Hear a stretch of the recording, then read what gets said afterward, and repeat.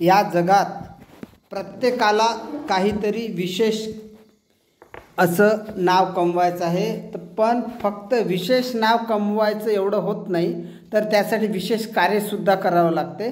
कारण आपण म्हणतो की लो एम इज क्राईम, म्हणजे छोटी छोटी ध्येय बाळगणं हा गुन्हा आहे.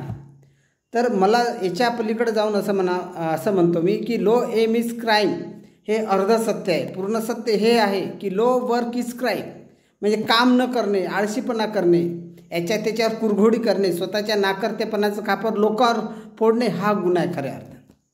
तर हे करत असताना आपण आपली प्रगती साध्य करत असताना आपली प्रगती दुसऱ्या कुणालाही तळाशी खेचणारी नसावी, आपली प्रगती दुसऱ्या कुणालाही बाजूला ढकलणारी नसावी, आपली प्रगती दुसऱ्या कुणाला हीन लेखणारी नसावी, तरच ती प्रगती टिकते. अन्यथा आपण जर दुसऱ्या कुणाला मागे खेचून, बाजूला ढकलून, तळाशी दाबून जर आपण प्रगती करत असेल ना, तर भविष्यात आपल्यासोबत पण असंच होते. आपल्या एखादा शहराला सभासद भेटते म्हणतात, तसाच एखादा शहराला सभासद आपल्याला भेटून जातो आणि तो सुद्धा आपल्याला बाजूला ढकलतो, तो स्वतःवर जातो. तर आपल्याला असं नसावं. कारण कुठलीही जी प्रगती म्हणतात ना, उत्क्रांती हळूहळू होते. आता आपल्याला उत्क्रांतीच्या मार्गाने उत्क्रांतीच्या पद्धतीने जायचं आहे.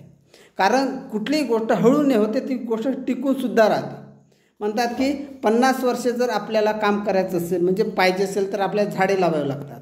100 वर्ष माणसं पेरावी लागतात. 1000 वर्ष जर आपल्याला कुठली गोष्ट टिकवा त्याच्यासाठी विचार पेरावे लागतात. आणि चांगले विचार, सशक्त विचार कधीही पसरायला, पेरायला खूप उशीर लागतो, पण तेवढ्याच उशिरापर्यंत ते विचार टिकतातसुद्धा. तर आपल्याला असे विचार, अशी प्रगती करायची आहे की जी सर्वांना घेऊन चालणारी असावी, सर्वांचा विकास करणारी असावी, तरच ती प्रगती टिकेल आणि तरच ती व्यक्ती समाजमान्य होईल. आणि आज एवढंच.